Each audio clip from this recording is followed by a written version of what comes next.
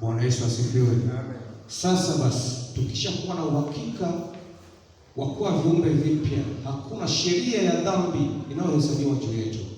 Ndio maana Warumi anatuthibitishia kwamba ukishakuwa ndani ya Kristo, ile sheria ya dhambi, ile sheria ya hukumu, ile sheria iliyokuwa ikitembea juu yako haiwezi kuwa juu yako tena. Bwana Yesu asifiwe.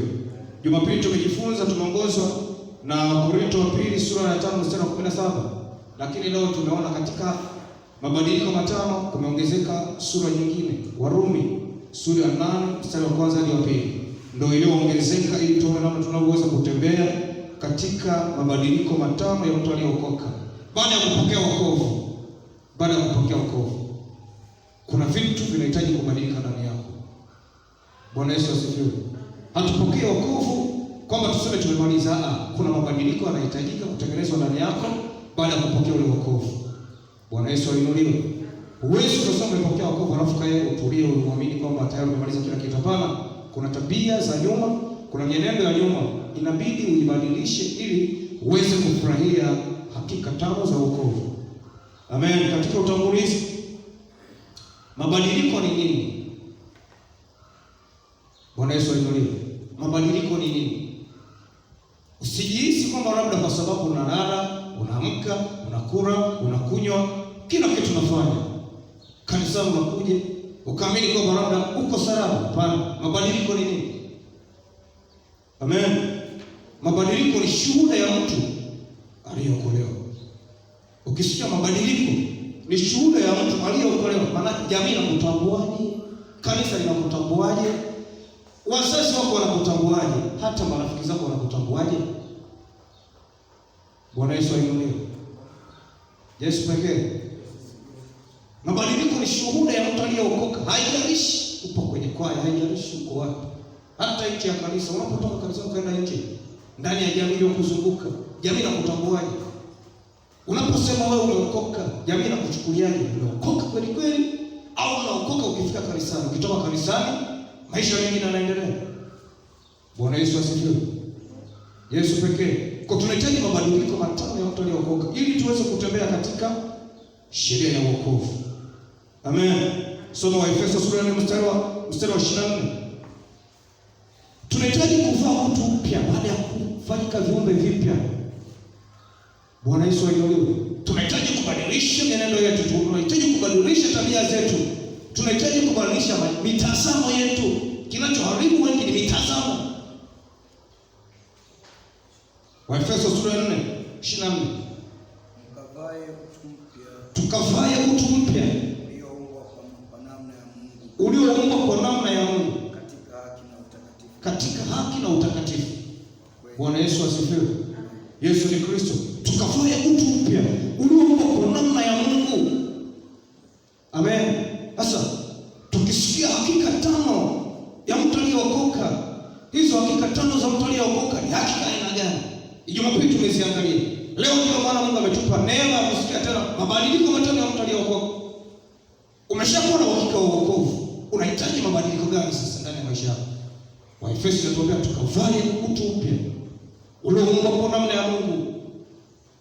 Bwana Yesu asifiwe. Tusifanye utu mpya tukifika kanisani halafu nje ya kanisa tunakuwa simba. Hapana, kitu kama hicho. Tunahitaji kubadilika. Bwana Yesu ainuliwe. Wakolosai sura ya 3 mstari wa 10 inasemaje? Mwingine afungue Maombolezo sura ya 3 mstari wa 22.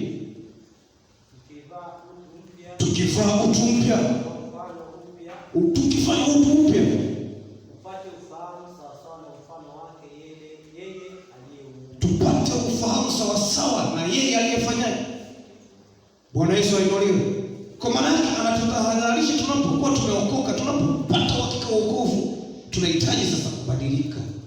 Tunahitaji kubadilisha mienendo yetu. Ndio maana asubuhi leo anasema mabadiliko matano ya mtu aliyeokoka. Amen. Maombolezo 3:22 nasema ni huruma za Bwana kwamba hatuangamii, kwa kuwa rehema zake hazikomi. Bwana Yesu asifiwe. Ni kwa huruma za Bwana kwamba hatuangamii. Kwa nini hatuangamii? Kwa sababu sisi tukitambua hakika tano za wokovu, tuna uwezo wa kutembea katika mabadiliko matano ya mtu aliyeokoka. hatuwezi tukaangamia kwa sababu huruma zake ziko pamoja nasi. Sema amen. Bwana Yesu asifiwe. Wangapi tunahitaji kubadilika? Wangapi tunahitaji kubadilika? Tuache mazoea kuja ibadani tukiamini kwamba tunakuja ibadani ili kumfurahisha mtu yoyote.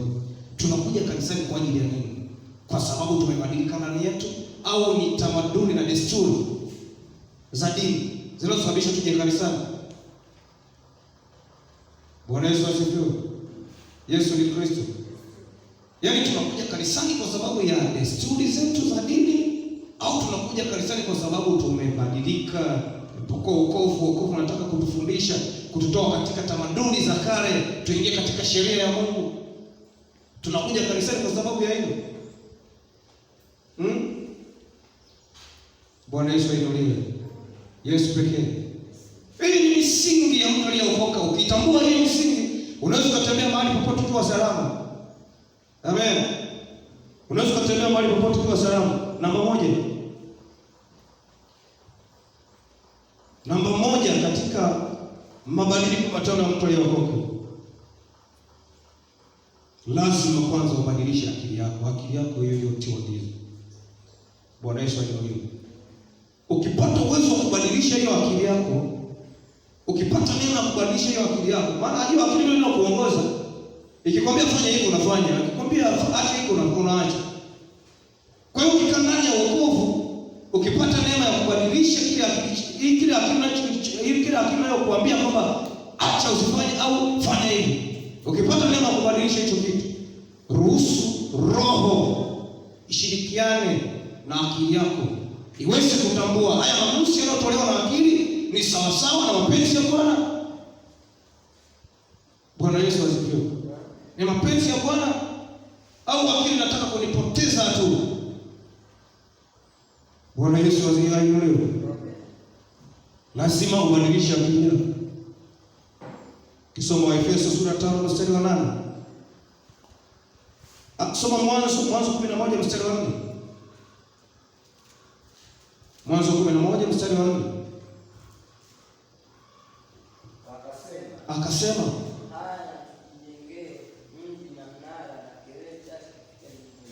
anasema haya na tukifanyie mji na mnara na kilele chake kifike wapi? Mbinguni. Hiyo ni akili ambayo imepoteza mwelekeo.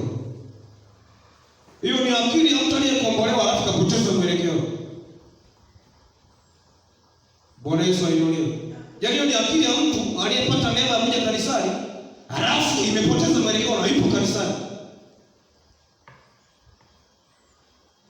Yaani hiyo ni akili ya mtu ambaye anaingia ibadani na anasema mambo za Mungu, lakini akili yake imepoteza mwelekeo. Yaani hiyo ni akili ya mwimbaji ambaye anasema hapa kuongoza watu wainuke wasifu vizuri, lakini akili yake imetoa giza. Akitoka hapa akifika nje ni vitu vingine vinavyoendelea. Kwa hiyo tukikutana kule nje tukimtazama namna anavyotuendesha hapa, alafu tukakutana kule nje namna anavyoendelea, tunasema akili yake bado haijapokea uponyaji. Bwana Yesu asifiwe. Haya ni masomo ya msingi. Tukielewa vizuri tunaweza tukatembea katika ushindi wa Kristo. Bwana Yesu ainuliwe. Yesu apewe sifa. Sasa unaona akili inayowaza kinyume na mpango wa Mungu inawaza kwamba na tujifanyie kitu kikubwa, hata huyo Mungu aliyetuweka hapa tumkute huko juu. Yesu pekee. Lakini kwa nini Mungu naye hakutaka hiki kitu kifanyike? Biblia inasema Mungu hachunguziki.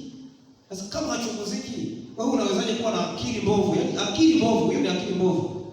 Akili sio kuwa na akili kwamba utengeneze kitu uweze kumkuta Mungu. Au ufanye sifa nzuri mzidi hata Mungu. Sio akili mbovu iliyokufa. Bwana Yesu apewe sifa. Kwa lazima akili zetu zipokee uponyaji. Akili ikipokea uponyaji, utafanya kila kitu katika mpango wa Mungu. Utawaza kinyume na Mungu. Kazini kwako utawaza sasa na mapenzi ya Mungu. Huduma yako utawaza sasa na mapenzi ya Mungu. Katika vipawa vyako utafanya katika neema ya Mungu. Utofanya ili watu wakuone kama unajua kufanya. Bwana Yesu asifiwe. Walio wengi tunapenda kufanya ili watu watuone kama tunajua kufanya. Alafu tunamsahau yule mtu aliyetufanya tufanye kuwa anaweza akatufanya tusifanye. Haleluya. Yesu pekee. Usichoke, ruhusu akili yako tu ipokee. Ukipokea itakusaidia. Kwa sababu kazi ni kuongea tu na kazi ni kupokea wewe. Usipopokea, mimi namaliza naondoka. Utajua mwenyewe umepokea hujapokea. Nikiulizwa mimi nitasema mzee, ulinipa nafasi nilisema nilimaliza. Amen. Kwa ni kazi kwako.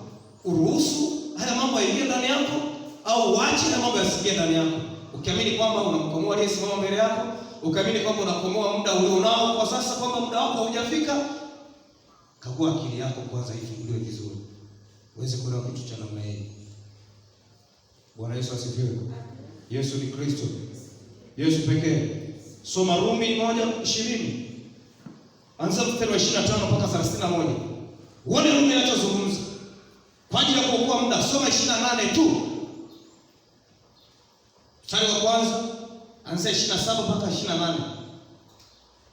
Uone kinachozungumzwa. Akili iliyotiwa giza, akili isiyoweza kutambua ukuu wa Mungu, akili isiyoweza kuelewa mamlaka ya Mungu. Rumi 1:28. Na kama waliokataa kuwa na Mungu katika fahamu zao, Mungu aliwaacha wafuate akili zao zisizofaa, wayafanye yasiyowafaa. Bwana Yesu asifiwe. Kama walivyokataa kuwa na Mungu katika fahamu zao, na Mungu aliwaacha wafuate akili zao zisizofaa, wayafanye yasiyowapasa. Sikiliza, kuna wakati mwingine unaweza kuamini kwamba kila kitu unachokifanya ni kwa ajili ya mpango wa Mungu au ni kwa ajili ya kusudi la Mungu. Kumbe kila kitu unachokifanya kiko kinyume na Mungu, kwa sababu Mungu na yeye neno lako likikwambia utaki kusikia, na Mungu anakaa kimya kwanza. Ukifika mbele pale ndio utatambua kumbe kitu hicho kwa unakifanya sio sahihi. Bwana Yesu asifiwe. Kwa Mungu anakuacha kwanza upite katika mpito huo, utakapotambua kuwa Mungu ni Mungu, utamrudia kwa wakati wako. Bwana Yesu ainuliwe. Yesu pekee. Sisi na Wakristo tunapaswa kutambua siri hizi. Hizi ni kodi za wokovu. Amen. Hizi ni ufunguo za wokovu. Ukizitambua kama wewe Mkristo, funguo hizi hapa, unaweza kutembea kifua mbele ukiamini kwamba mimi nimeokoka. Mimi ni mtoto wa Mungu. Mimi naongozwa na Roho wa Mungu. Mimi na uhakika kupokea majibu ya maombi. Sasa usipoweza kutambua mambo kama haya, uwe na uhakika nyakati mbaya zinakunyemelea. Zikikunyemelea ni hatari kwa afya yako ya kiroho lakini. Amen. Soma Filipi 3:9-10. Wafilipi 3:9-10. Hapo mwingine fungua Timotheo wa pili sura ya 2 mstari wa 7. Tena nionekane katika yeye nisiwe na haki yangu mwenyewe. Angalia Paulo anachosema. Tena nionekane katika yeye ipatikanayo kwa sheria. Sasa kwa nini aonekane katika yeye? Aonekane katika Kristo, asitumie akili yake. Bali ile ipatikanayo kwa imani iliyo katika Kristo. Kwa nini anataka kupatikana? Aonekane katika imani ya Kristo yenyewe. Kwa nini anataka?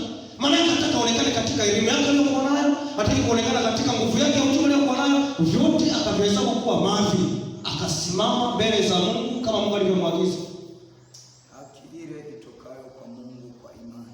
Angalia ile haki itokayo mbele ya Mungu kwa imani, ndio aliyosimama nayo, hakutegemea akili yake.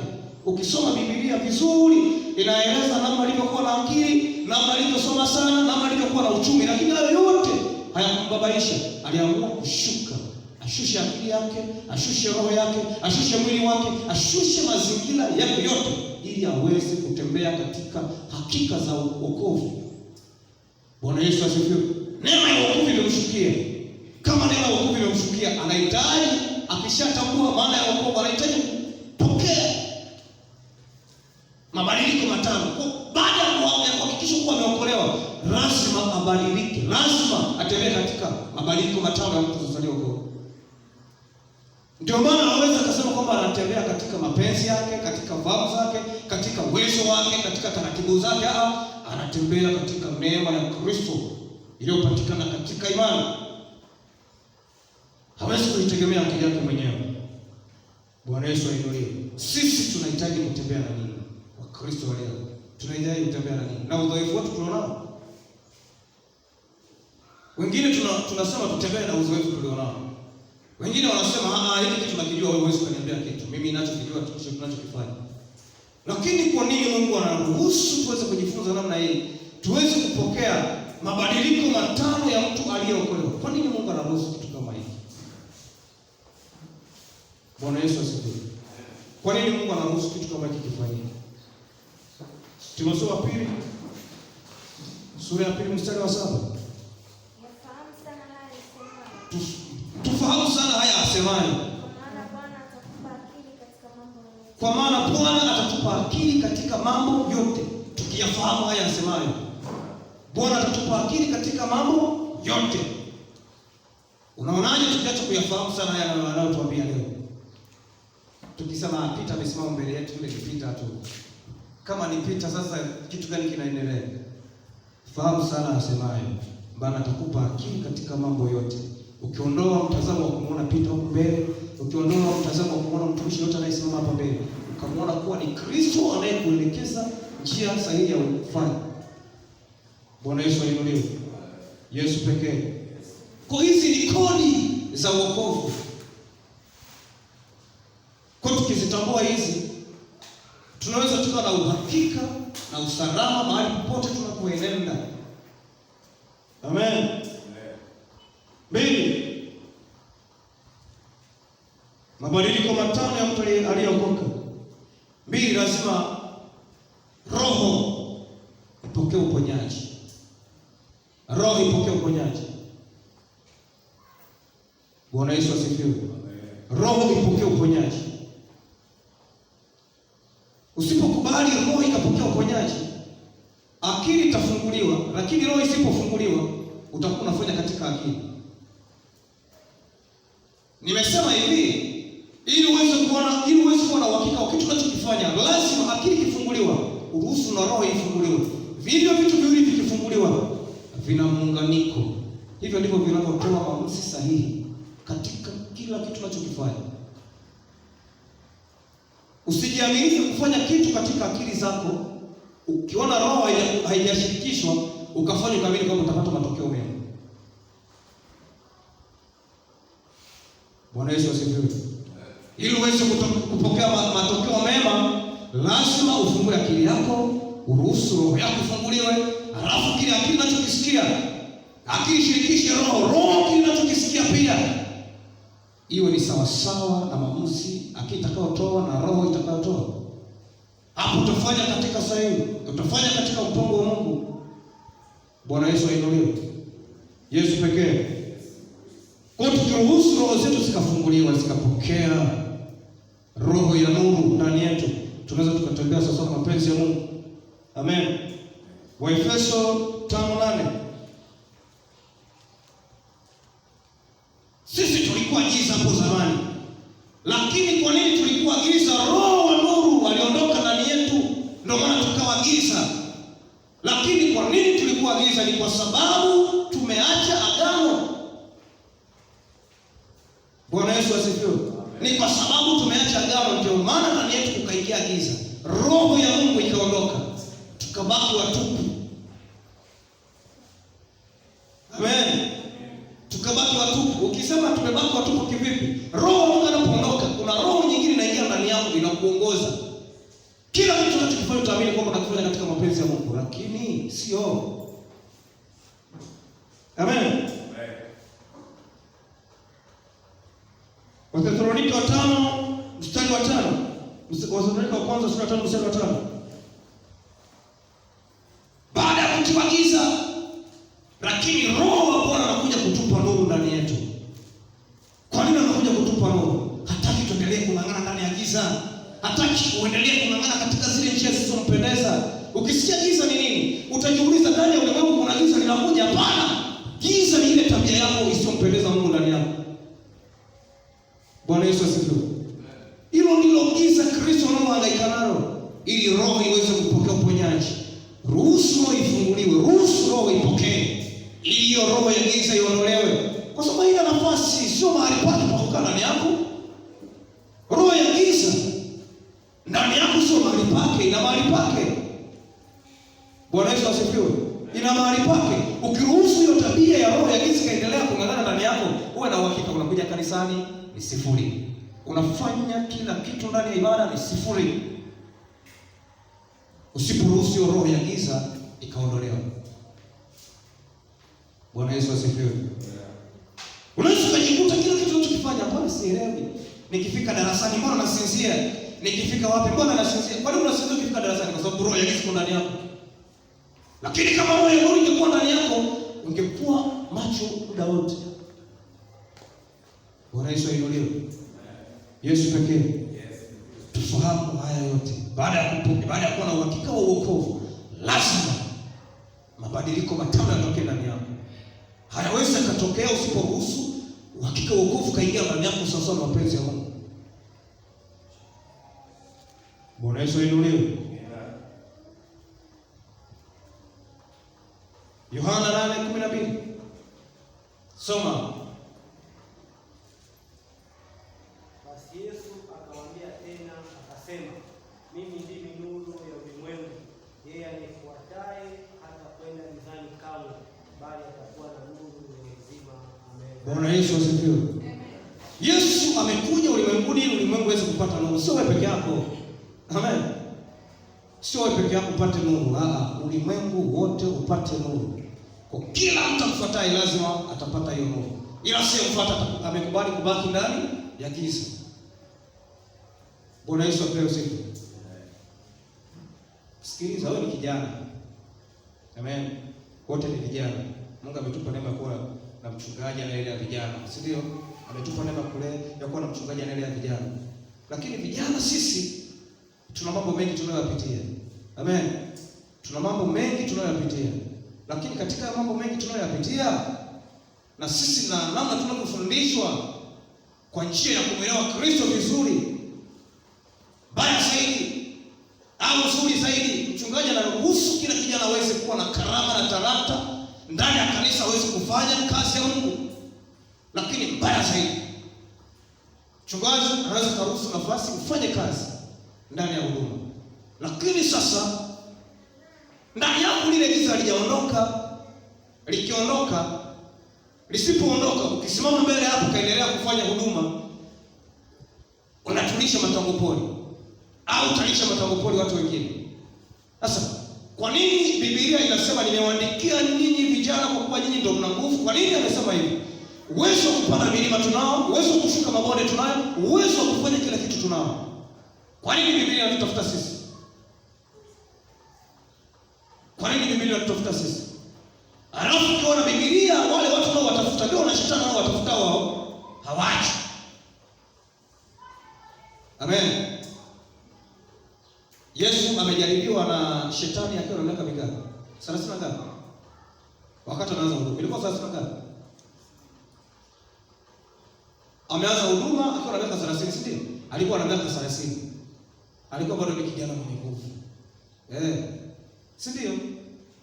Wale wakina Samson wote walikuwa vijana wenye nguvu. Wakina Yusufu walikuwa vijana wenye nguvu. Ila shetani anawatafuta wao. Anajua kuna kitu kinaweza kutokea kupitia hao vijana. Hasa ni wakati wako sasa wewe kama kijana kutambua nyakati ulizonazo, kutambua wakati ulionao ili shetani asikutoe katika mpango wa Mungu. Tukijifunza katika vijana wote ambao wamejaribiwa na shetani, angalia Yusufu aliweza kukwepa mtego wa shetani akakimbia. Mimi na wewe tunaweza. Angalia Yesu aliweza kukwepa mtego wa shetani akamwambia imeandikwa. Utakumbuka hilo andiko? Tutakumbuka. Amen. Bwana Yesu asifiwe. Vijana tusimame kwenye zamu zetu. Tuache ugaigai. Kutakataka hivi havina faida. Yaani baada ya faida ni hasara ndani yako. Unajishushia heshima. Yaani kujengea heshima ndani yako. Kinakushushia heshima. Baada ya kukujengea heshima, mwisho wa siku utajikuta uko salama. Na wakati uko salama kabisa, yaani ndani yako unajua niko salama. Kumbe ni 0.0. Ni wakati wako kusimama mbele ya Mungu kwa kile Mungu alichokiweka ndani yako. Jamii ifurahie, Mungu atukuzwe kupitia kile kitu Mungu alichokiweka ndani yako. Bwana Yesu asifiwe. Lakini ukiruhusu akili kafunguka. Akili ifunguliwa tu na roho ikafunguliwa, unaweza kufanya mambo yote kwa neema ya Mungu. Bwana Yesu asifiwe. Yesu ni Kristo. 3,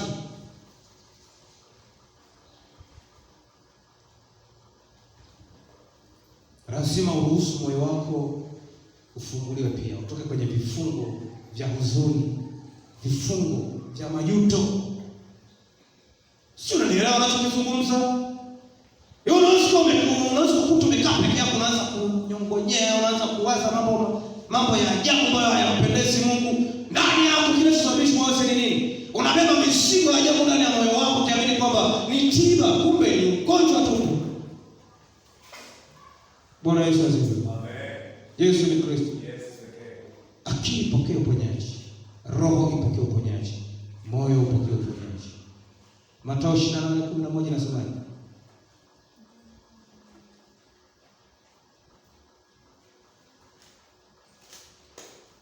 Njoni kwangu ninyi nyote msumbukao na wenye kulemewa na mizigo, nami nitawapumzisha.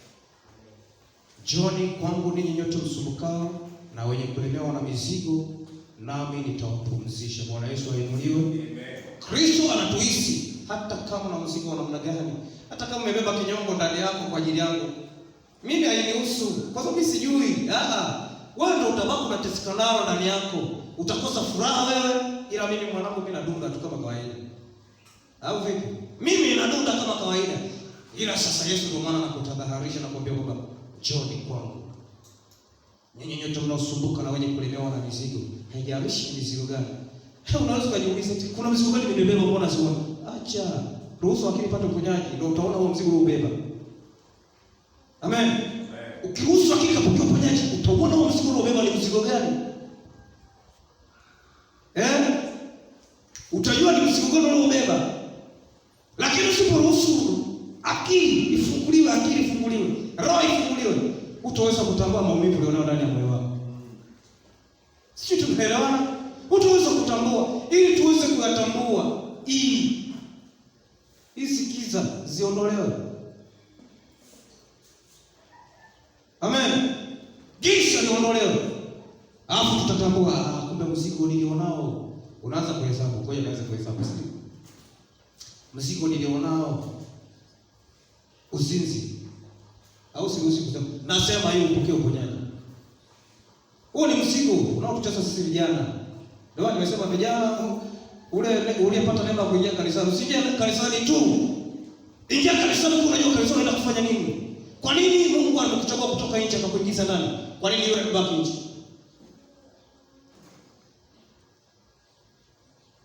Uzinzi.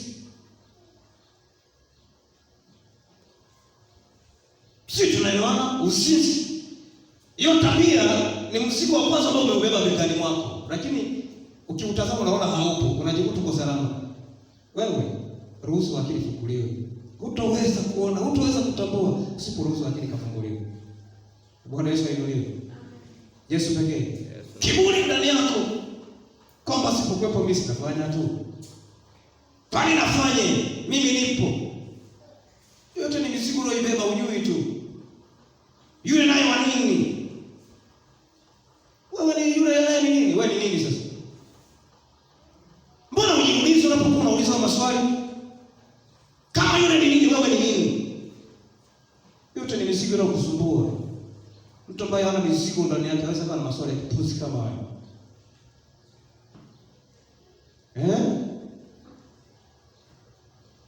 Vijana wewe, tutapoa tu, ila mimi napigilia nyundo hapa. Kwa hiyo tuweze kupokea mabadiliko matendo mtu aliyokoka, lazima tuelewe siri hizi. Bwana Yesu apewe sifa. Amen. Yesu pekee. Kristo. Hata kama ni pagumu unapopitia mbele ya Mungu, ili Mungu ajidhihirishie au na uhakika kwamba yupo mtu niliyemweka mahali pale kwenye zamu yake, hajatikisika, hajatoka. Ni kijana mwenye nguvu. Yusufu amesimama kwenye zamu yake mpaka amekuwa ametameka kutikisika na ile kashikasha alikuwa akipitia, hakubabaika nayo. Wewe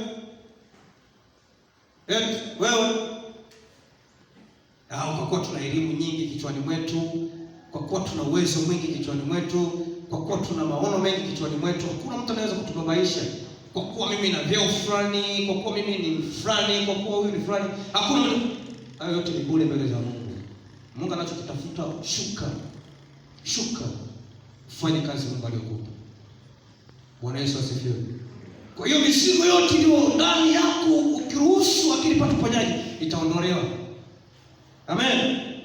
Ndio maana tuambia, njooni kwangu ninyi nyote mnaosumbuka na wenye kulemewa na mizigo, nami nitawapumzisha. Ukisoma hapo chini nasemaje?